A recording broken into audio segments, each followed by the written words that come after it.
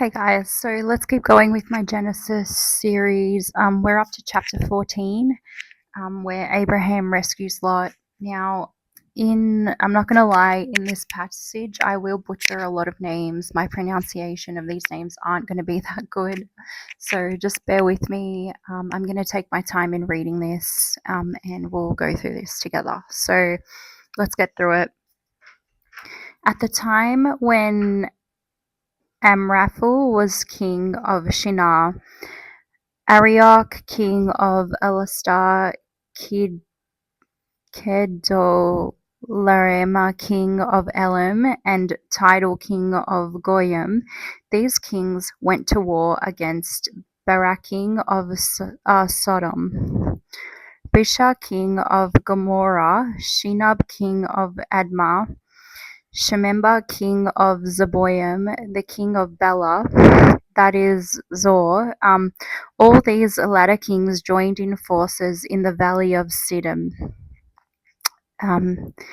For 12 years had been subject to Kedorlaomer, but in the 13th year they rebelled.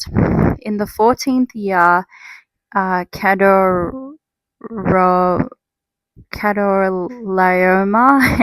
and the king allied with him went out and defeated the Rephites, the Ashtoreth, Karama, the Zuzites in Ham, the Emetites in Shavi, Carithium, and the Horites on the hill country of Seir, as far as El Paran, near the desert.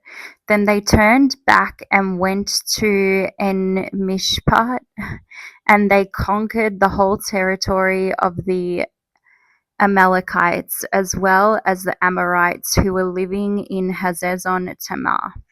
Then the king of Sodom, the king of Gomorrah, and the king of Admah, the king of Zeboim, the king of Bela, marched out and drew up their battle lines in the valley of Siddim against Kedorlaomer.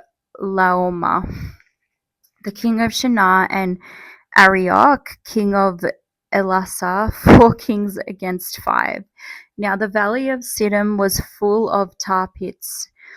And when the king of Sodom and Gomorrah fled, some of the men fell into them, and the rest fled to the hills. The 4 kings seized all the goods of Sodom and Gomorrah and all their food. Then they went away.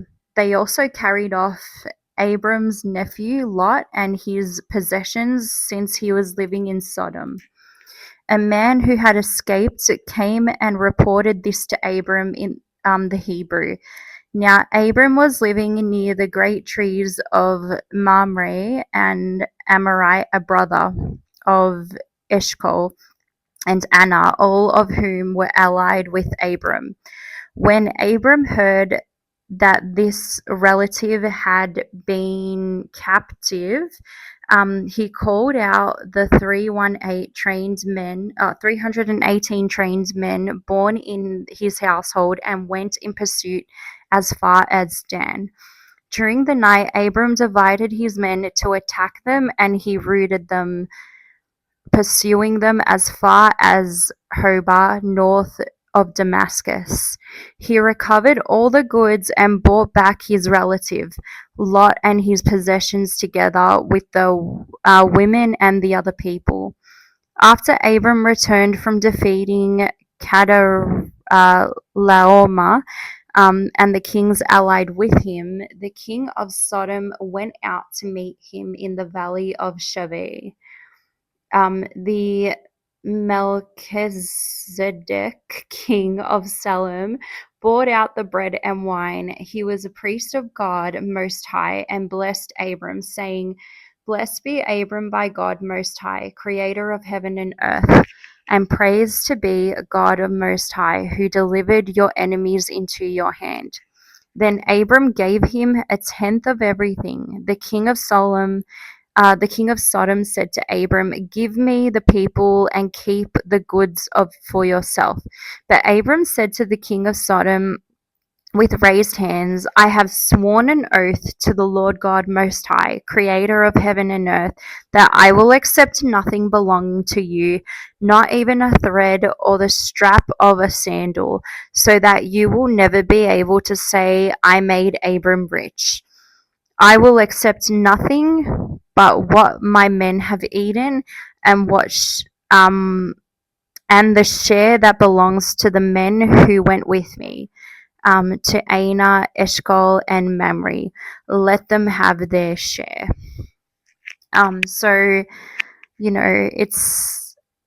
it's just we read about so many wars. There's definitely a lot of wars um in the Old Testament, and it's just wasn't Lot so lucky to have a relative like Abram who was able to come to save him. And I think maybe we're gonna keep.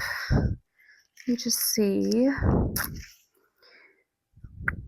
No, I think tomorrow I'll keep going with the covenant of Abram, and then from there we'll keep going on with our Genesis series. But that was chapter 14. I hope that this was encouraging to someone, and may God bless you all.